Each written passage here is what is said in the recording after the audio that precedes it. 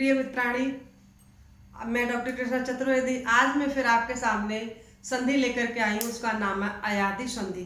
इससे पहले मैं आपको वृद्धि संधि, गुण संधि और दीर्घ संधि पढ़ा चुकी हूँ। तो आपने देखा था कि मान लीजिए दीर्घ में अ और अ दोनों सवर्ण होते थे तो आपका दीर्घ होता था। गुण में अ और ई का जैसे ए हो जाता था, उसमें गुण होता था ए और ऊ का। वृद्धि संधि में आपका वृद्धि होता था। एड़ संधि में आपका किसके स्थान पर दूसरा आदेश होता है, जैसे ई के स्थान पर आपका ये होता था, उ के स्थान पर ओ आदेश होता था। ऐसे आपका अयादि संधि है। अयादि की संधि के बारे में आज आपको मैं बताऊंगी। अगर आपके समझ में ये तीनों संधि आ चुकी, वृद्धि, दीर्घ और यण और गुण, ये संधि आपकी समझ में चारों आ चुकी हैं, तो ये पांचवी संधि आपकी समझ में निश्चित रूप से आ जाएगी। तो मैं आज छोटा सा प्रयास आपको समझाने का करती हूँ। तो इसका नाम अयादि संधि। अयादि संधि का दूसरा नाम है अयवायाव संधि। अर्थात प्रश्न आ जाए अयवायाव संधि का दूसरा नाम क्या है, तो आपका अयादि संधि है। और इसका सूत्र है एचो अयवायाव। अयादि संधि का सूत्र है एचो अयवायाव। अब इसका भी देखिए, इसमें भी आदेश होगा, वो मैं आपको बताती हूँ। इसमें देखिए एचो अच, हमने जो इससे पहले हमने जो एड संधि को एडची पढ़ा था, उसमें से हमने आपका अच, इसमें से हमने अवग्रह उधार लिया है। जो आपका पाणिनि एक सूत्र में जो बात कहते थे, दूसरे सूत्र में उससे कुछ न कुछ वर्ड्स, कुछ न कुछ प्रत्याहार ले लेते हैं, तो इससे इन्होंने अच लिया है। तो इसमें एच प्लस अच बराबर अयवायाव। अब देखिए इस वजह से इसमें क्या होता है कि इसमें दो गुण और आपका वृद्धि दोनों को मिलाकर के आपका अयादि संधि। जैसे गुण से हमने ए और ओ लिया और वृद्धि से हमने ऐ और औ लिया, तब जाकर के आपका अयादि संधि बनी है। तो देखिए जिस तरह से आपका है ए ओ औ सॉरी ऐ और औ, तो इनके साथ पहले जैसे आपका अ और अ बराबर आपका दीर्घ आ होता था, या गुण में आपका अ प्लस ए बराबर आपका ए होता था। इसी तरह से आप इसमें क्या आदेश होगा अयवायाव संधि में, उसका है कि जैसे ए अगर आपका ए आता है तो यहाँ पर अब होगा, ओ आता है तो अब होगा, और आई आता है तो आय होगा, और ओ आता है तो आ होगा। जैसे यहाँ पर हम सूत्र के द्वारा समझाते हैं आपको, कागज साफ करने का।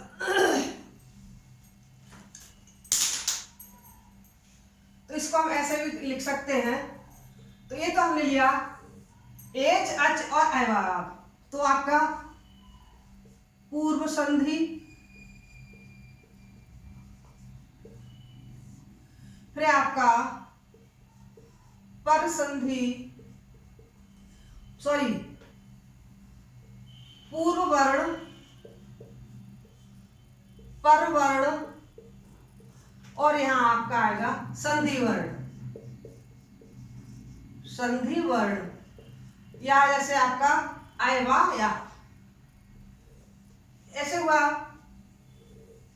तो देखिए समझने के लिए आपका है ए ओ आई और आपका औ, क्योंकि एक एच जो प्रत्याहार है, एच प्रत्याहार में इसका आई ओ और आपका आई और औ ऐसे आता है ना, अयोच, अयोंग और अयोच, ये आपका प्रत्याहार है। तो हमने यहां से लिया और यहां तक लिया तो आपका एच प्रत्याहार हो गया। एच प्रत्याहार में ए ओ आई और औ ये चार वर्ण आते हैं, तो वही आपके इसमें अयादि संधि में ये चार वर्ण माने जाएंगे। और इसमें पर वर्ण में कोई भी अच आ जाए, एच प्लस अच, अच में आपका जो भी आपके अच हैं अ ई उ रे ले, आपका ए ओ आई और औ, आपके 9 है, तो 9 को कहीं भी कोई सा भी पर वर्ण में आ सकता है, लेकिन पूर्व वर्ण में आपका एच प्रत्याहार ही रहेगा, एच ही वर्ण आपके आएंगे, ए ओ और आई और औ। तो इनका आपका यहाँ पर इसका आदेश होगा, इन दोनों के स्थान पर आदेश होगा, वो आपके ये होंगे ए और आई मिला करके आपका अय, और ओ के स्थान पर आपका अव, और आई के स्थान पर आय, और औ के स्थान पर आओ। तो इनके बाद में ऐसे बोलो, चाहे समझाने के लिए, ए के स्थान पर अय होगा, ओ के स्थान पर औ होगा, आई के स्थान पर आय होगा, और औ के स्थान पर आओ होगा। अब ये कैसे होंगे? अब देखिए, ए के स्थान पर आई क्यों होगा, औ ही क्यों होगा? इनका भी संधि में कुछ न कुछ इनका महत्व होता है। तो आप जैसे यहाँ पर ये समझ गए होंगे कि आपका एक चीज से आपने अच लिया और इसका सूत्र है एचो अय वा आ। अब देखिए, इसका भी एक मैं आपको फार्मूला बताती हूँ कि इससे कैसे आपके अब आय, अब आय और आव हुई। तो देखिए, अब हमने यहां से लिया, ये लिया, तो देखिए आय, बड़ा लिखते हैं, दिखाई नहीं दे रहा होगा। तो देखिए आय, कहां से लिया? यहां से लिया, हमने इसको हलंत किया था ना। तो आपका ये यहाँ पर क्या रह गया? हमने यहाँ हलंत कर दिया, तो ये आ रह गया, तो हमने अ ले लिया। अब हमने इसमें से उ ले लिया, तो यहाँ हो गया अव। यहाँ पर फिर आ रह गया, यहाँ पर तो हमने आ ले लिया। फिर यहाँ पर क्या रह गया? उ रह गया। यहाँ पर क्या रह गया? उ। अब यहाँ पर ये रह गया। यहाँ पर हमने आ से यहाँ से लिया, तो ये रह गया यहाँ तक। फिर आपका यहाँ पर फिर आ आया, फिर आपका रह जाता है व। तो व को यहाँ पर हलंत लगाए या लगाए, तो आय, अव, आ और आय और आ। तो इस तरह से आपके यहाँ पर इस अयवा या दूसरी संधि के नाम से इस तरह से यहाँ पर इनका आदेश वर्ण होता है। या जो कहना चाहिए अयादि संधि है वो इन्हीं 4 वर्णों में अयादि संधि मानी जाएगी, और कोई इसमें 5वां वर्ण आना, क्योंकि पहले आपका आकाश वर्ण दीर्घ से आपके अयुरिलिक हो गया, फिर आपका गुण संधि में इउरिलिक हो गया, फिर आपका एड़ संधि में आपका इउरिलिक, आपके इसके स्थान पर जो आदेश हो रहे थे वो हो गया। अब वृद्धि संधि मिलकर वृद्धि हो गया। अब देखिए कैसे ये 2 वर्ण हैं, ये किसके हैं? गुण के। ये किसके हैं? गुण के। गुण में क्या होता था? गुण में क्या होता था? अब ये है, ए में क्या है? अ और क्या? ई। अ और ई बराबर आपका ऐसे ही तो होता था, अ ई प्लस आपका ए होता था ना। अब देखिए ये संधि में क्या हुआ? ई के स्थान पर या आ गया, ई के स्थान पर यह आदेश हुआ था, ध्यान दिया होगा आपने, पिछली संधि पढ़ के देखना दोबारा से। तो ई के स्थान पर यह हुआ, अ तो आपका पहले से है ही है, अ तो आपका यहाँ पर है ही, तो इसमें तो कोई चेंज होता नहीं, सिर्फ यहाँ पर तो आपका अब देखिए यड़ संधि में सिर्फ पहले गुण, जैसे आपका गुण संधि में इन दोनों में परिवर्तन होकर के जब यहाँ पर आदेश वर्ण होता था, जब यहाँ पर आपका आदेश वर्ण ए होता था, लेकिन यड़ संधि में सिर्फ ये इसी स्थान पर यहाँ आदेश होगा, ये इसकी विशेषता है। तो आपका यह हो गया, तो आपका यहाँ अय हो गया, एक के स्थान पर अय इसलिए भी आ सकता है, आया है। तो एक इस तरह से भी आप पहचान रखने को तो आप रख लो कि एक के स्थान पर आपका ये अय होगा, ओ के स्थान पर अव होगा, और एक अय के स्थान पर आय होगा, और औ के स्थान पर आ होगा। लेकिन आप जो सिस्टमेटिक तरीके से, जो नियमबद्ध तरीके से समझ जाएंगे तो आप परीक्षा में कहीं गच्चा नहीं खा सकते, किसी तरह से धोखा नहीं खा सकते हैं। तो अय क्यों हुआ कि ये जो आपका ए है इसमें गुण से, फिर आपका इसमें यड़ हुआ, तो आपका यहाँ या आ गया, तो यहाँ हो गया अय। इसी तरह से आपका ओ हो जाएगा, ओ का क्या हो जाता था? ओ के स्थान पर यहाँ पर आपका उ होता था, सॉरी उ के जैसे ओ आपका किससे बना? अ और उ से, तो उ का क्या हुआ? ओ हुआ ना।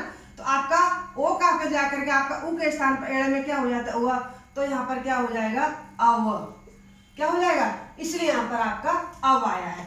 ऐसे ही आपका आव आया है, ऐसे ही आपका आय आया है। तो इसलिए पाणिनि ने कोई भी जो सूत्र बनाए हैं, कोई भी नियम बनाया है, तो बड़े ही ध्यान से, बड़े ही मतलब ऐसा बनाया है कि उन सूत्रों को कोई भी मतलब गलत ठहरा ही नहीं सकता, और उनमें कुछ न कुछ छिपा हो। अब आप देखिए समझ सकते हैं तो गुण प्लस यहाँ पे वृद्धि हुई थी, ये वृद्धि भी तो हुई थी, तो यहाँ पे वृद्धि। और अभी यड़ मैंने समझाया ना था कि ई के स्थान पर कैसे या हुआ है। तो मान लीजिए आप यहाँ पर यड़ भी कर सकते हैं जब बराबर आपका अयादी संधि होगा। क्या होगा? अयादी संधि। जब तो 5वें नंबर पर मैं आपको अयादी संधि पढ़ा रही हूँ। क्यों? कि अगर आपने गुण समझ लिया, वृद्धि समझ लिया और आपने यड़ संधि समझ लिया तो निश्चित रूप से अयादी संधि पूरी तरह से आप समझ जाएंगे। तो ये मेरा उद्देश्य था। अयादी संधि अगर हम पहले पढ़ा देते तो आपकी शायद समझ में नहीं आता। तो आपकी समझ में आ गया गुण में क्या हुआ, वृद्धि में क्या हुआ, यड़ में क्या हुआ, जब आपके अयादी संधि समझ में आएगी। तो यहां तक आप समझ गए। यहाँ पर आपका औ है तो आप इसको लिख सकते हैं या शॉर्ट स्क्रीन कर सकते हैं। तो इसका ये नियम था कि ए के स्थान पर आय क्यों आया, औ के स्थान पर औ क्यों आया, ऐ के स्थान पर आय कैसे आया और औ के स्थान पर आव कैसे। प्रश्न आ जाता है कि मान लीजिए ए आव लिख दिया, आव किस संधि के अनुसार स्वरों का परिवर्तन, स्वर वर्ण के परिवर्तन पर आव हुआ है। तो आप बता सकते हैं अयादी संधि में किस तरह से ओ के स्थान पर आव आएगा। मान लीजिए ओ है, औ है, तो आपका यहाँ वृद्धि हुआ, वृद्धि हुआ, वृद्धि से आपका उ था, उ का आपका उ हुआ। इस तरह से आपका आव हो जाता है। आ आपका माना जाता है, वृद्धि में आ है, ऐ है और औ है, 3 का उसमें वृद्धि संधि में माना जाता है, आदेश माना जाता है। उसी के आधार पर ये आपका होता है। तो मैं अब आपको थोड़ा सा कहना चाहिए उदाहरण समझाती हूँ। उदाहरण समझिए तो आपके समझ में आ ही गया। तो मैं इसको थोड़ा साफ कर देती हूँ, जगह का अभाव है। तो वृद्धि संधि में पहले आपको गुण संधि समझनी पड़ेगी। तो उसको अयादी संधि समझने की पहले आपको गुण संधि समझनी पड़ेगी, फिर आपको वृद्धि संधि समझनी पड़ेगी, फिर आपको यड़ संधि समझनी पड़ेगी। तो आपको पूरी तरह से अयादी संधि तुरंत ही समझ में आ जाएगी। जैसे उदाहरण है ने धन अनम, ने धन अनम। तो देखिए कैसे हो जाएगा, न इसमें से हमने ए लिया प्लस अनम प्लस अनम।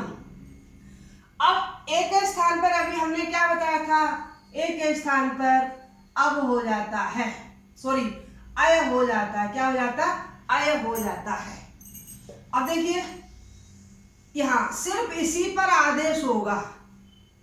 पहले गुण संधि में क्या था, अ और ई, अ और ई होता था तो आपका ए हो जाता था, दोनों का माना जाता था, दोनों के स्थान पर ए आता था, दोनों के स्थान पर ए आता है, दोनों स्वरों का आपका यहाँ पर आपका आदेश होकर के जब आपका आदेश वर्ण आता था। लेकिन यड़ संधि में भी आपका जैसे ई के स्थान पर आपका ए आया था, ऐसे ही यहाँ पर ए के स्थान पर आय आएगा। इससे इसका कोई मतलब नहीं, इससे कोई इसका खाता नंबर नहीं है। ये तो सिर्फ अलग से इसका इसके आदेश ए के स्थान पर आय आएगा। तो आपने लिखा न य अनम, अनम प्लस अनम लिख दिया।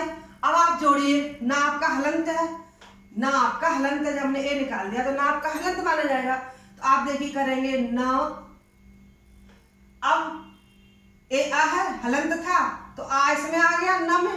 अब आपने लिया ये लिया, ये यहाँ हलंत है तो आपने ये वाला आ इसमें समाहित कर दिया न।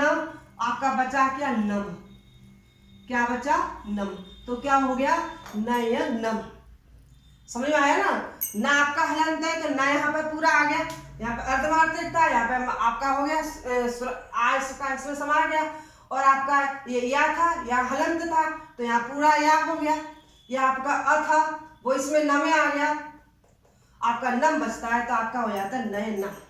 दूसरा उदाहरण है और दूसरा समझ लिए, चे धन अनम, चे प्लस अनम। अब देखिए जब हलंत किया इसमें से क्या आया, ए आया, चे हो गया प्लस अनम, अनम। यहां से तो इससे कोई मतलब नहीं है। अब ए के स्थान पर आपका क्या आ जाएगा, अय। ए आपको क्या आदेश देगा अयादी संधि में, अय आदेश करेगा। अभी आप समझाया था एक स्थान पर आए तो आपका अय आदेश होता है। आप देखिए, आप करिए च अय प्लस अनम अनम। तो हमने जब ये च हमारा हलंत है तो हमने अगर च पूरा कर दिया, अब ये जो आ है इस आय में आ में समाहित हो गया, ये जो आ है चा में समाहित हो गया, आपका बचा क्या ये भी यह हलंत है। अब हमने हलंत नहीं लगाया तो इस आ को इसमें कर दिया तो न हो गया, तो आपका नम वैसे की वैसे आ जाएगा। क्या बना? चयनम। चयनम बना। समझ में आ रहा होगा आपके। और उदाहरण समझाते एक दो। फिर आपका जैसे पो धन अका, पो धन अका। अब हमने प लिया, प को हलंत कर दिया, प को हलंत कर दिया तो आपका क्या बचा? इसमें ओ बचा। क्या बचा? आपका ओ बचा। ओ को अब यहाँ पे अका कर दिया, अ क अका आ गया। अब हमने क्या किया? ओ किसको आदेश देगा? अव को। किसको देगा? अव। पता है ना, ए का अय और ओ का अव का भी आदेश पढ़ाया था हमने, तो वही अब यहाँ पर अब हो गया, ओ के स्थान पर अब हो गया। इससे तो इसका कोई ताल्लुकात है नहीं, इसका इसमें आपस में कोई संबंध नहीं है, सिर्फ इसके स्थान पर अब आदेश होगा अयादि संधि के आधार पर। अब हमने प व अब अकह प्लस अकह। अब हम इसको करेंगे तो क्या हो जाएगा? प आ इसमें जोड़ दिया, आ बन गया, व लिया, इसमें से आ इसमें कर दिया तो प और आपका क बचा, तो क्या बचा? पावकः। पावकः। दूसरा इसी का एक और उदाहरण है, पो धन अन, पो धन अन। इसी तरह से करिए, प में से ओ निकाला, आपका अनहा बचा शेष, फिर आपका ओ का अब हुआ, यहाँ प रहा और अन रहा। कंडीशन समझ रहे हैं ना आप? थोड़ा जल्दी कर रही हूँ, आपका कंडीशन वही रहेगी। ओ के साथ अब आदेश हो गया, आपका अना ऐसे ही आ गया। अब लिखेंगे प हलंत हटा दिया, आ लगा दिया, ये व आ गया, वा में ये आ गया, तो आपका व पूरा हो गया और ना आपका पावन। पावन, सॉरी पवन। आपका आ लग गया तो पवन, आपका बना पवन। ऐसे आपका भवन हो जाएगा, आपका शयन हो जाएगा। इसी तरह से अयादि संधि के आपको उदाहरण मिलते चले जाएंगे। नेक्स्ट उदाहरण है, एक मिनट में एक उदाहरण देख लूं।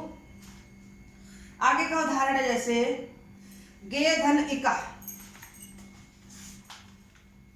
गए धन इका, गए धन इका। अब हमने अभी बताया था, आदेश दिया था आपको। आदेश क्या हुआ था? अय के स्थान पर आय। क्या हो रहा था? आदेश। अयादि संधि में आदेश हो रहा था कि अय के स्थान पर आय हो रहा था। हो रहा था नहीं हो रहा था? क्योंकि वृद्धि संधि का है तो वृद्धि में एक आय हो जाएगा आपका। ठीक है, तो अब देखिए ग, इसमें से अय लिया और आपका ये रहेगा इका। क्या रहेगा? इका। अब ये अय किसका आदेश देता है? आय का। किसका आदेश देता है? आय का। आय के स्थान पर आय, तो आपका क्या होगा? गाय इका। ये क्या है आपका? इका। विसर्ग लग रहा है क्या? दिखाई नहीं दे रहा। एक सेकंड, विसर्गों का मुझे थोड़ा सा कंफ्यूजन हो जाता है। विसर्ग नहीं लग रहा है, स्त्रीलिंग है इसलिए। तो देखिए गाय। अब देखिए ग, ये हलंत हटाया, ये आ हमने इसमें किया, गा हो गया। अब हमने ये जो कोई भी स्वर होता है तो पहले आता है, व्यंजन के पहले आपका स्वर होता है, तो ई हमारा ई की मात्रा यहाँ पर पहले आ जाएगी। ई या में ई जोड़ा ई और आपका क, गाय का। कोई भी हम जब स्वर व्यंजन पर लगाते हैं तो स्वर की मात्रा हमेशा अब ऐसे तो इस पे चढ़ नहीं जाएगी, पीछे तो इस पर मात्रा नहीं होगी, ई की मात्रा आगे ही लगाई जाती है, तो आपका बन जाएगा गायिका। क्या बनेगा? गायिका। दूसरा उदाहरण है आगे का, नए धन इका, इसी तरह से इसका हो जाएगा नए धन इका। तो आपने यहाँ पे न हलंत किया, अय लिया प्लस इका, इका आया। अय के स्थान पर आपका क्या आदेश हुआ, आय, आय हुआ ना, तो आपका क्या हो जाएगा, ये न है तो हमने न आ लिया, आ आपका ई आ रहा है, फिर ई आ रहा है तो हमने ई की मात्रा पहले ले ली, ई आपका हो गया का, क्या बना आपका, नायिका। नेक्स्ट उदाहरण है आपका, एक दो उदाहरण और समझा देते हैं, फिर आपके बोल देंगे बहुत सारे उदाहरण इसमें। एक है जैसे दूसरा उदाहरण है, गोधन ईश्वर, गो धन ईश्वर, ईश्वर। अब हमने ग हलंत किया, ओ लिया, इसमें से ओ हुआ, यहां पर आपका ईश्वर, ग फिर हलंत किया, ओ के स्थान पर क्या हुआ था, अब हुआ था ना ईश्वर। अब क्या बना, ग आ इधर आ गया, आ पूरा हो गया, वा लिया, वहां पर आपकी ई की मात्रा हो गई, आपका ईश्वरा हो गया, क्या हो गया, गवीश्वरा। प्रश्न आए गवीश्वरा कौन सी संधि है गवीश्वरा में, तो आप बता देंगे कि गवीश्वरा में अयादि संधि है। किस आधार पर, आखिर किसका, इस पर ओ के स्थान पर अब का आदेश हुआ था, इस आधार पर गवीश्वरा आपकी अयादि संधि के अंतर्गत मानी जाएगी। फिर आपका उदाहरण है, एक और आपको उदाहरण देते हैं, गे धन अकह, गए धन अकह, अकह, तो देखिए ग हलंत आई आ गया इसका, सॉरी प्लस अकह। अब देखिए आई के स्थान पर क्या हुआ था आपका, आय, आय हुआ था ना, तो ग प्लस अकह, तो आपका क्या बना, गा, आपका गा इसमें आएगा, आपका और कह, गाय कह आपका सही शब्द बना। और भी उदाहरण इसमें बहुत सारे आपको आपकी पुस्तकों से मिल जाएंगे कि कौन सा उदाहरण है। इस तरह से आपकी अयादि संधि यहाँ पर पूर्ण होती है। और भी कोई अगर आपकी समझ में नहीं आ रहा हो तो आप हमें कमेंट करके और हमें पूछ सकते हैं। तो आपका ये अयादि संधि के अंतर्गत ये सारे आपके उदाहरण थे और मैं आशा करती हूँ कि आपको ये सारी अयादि संधि आपकी समझ में आ गई होगी। और अगर कोई भी और नहीं आता है तो प्रश्न, जैसे आपके प्रश्न जो परीक्षा में पूछे जाते हैं कि गवीश्वरा में कौन सी संधि है, तो आप बता सकते हैं अयादि संधि है। कौन से सूत्र के आधार पर हुआ है, तो अयवायाव सूत्र के आधार पर हुआ है, या एचो अयवाव इसका अयादि संधि का सूत्र है पूछा जाए, एचो अयवाव किस संधि का सूत्र है, तो आप बता सकते हैं अयादि संधि का सूत्र है। अयादि संधि किस संधि के अंतर्गत आती है, तो स्वर संधि के अंतर्गत आती है। अयादि संधि में कौन कौन सी संधि समाहित है, तो अगर आपको नियम समझ में आ गया जो मैंने स्टार्टिंग में समझाया था कि इसमें गुण संधि भी है, वृद्धि संधि भी है और इड़ संधि भी है, इन तीनों संधियों के आधार पर आपका अयादि संधि करना बहुत ही आसान हो जाता है। तो इसी के साथ आपकी ये संधि समाप्त होती है। नमस्कार।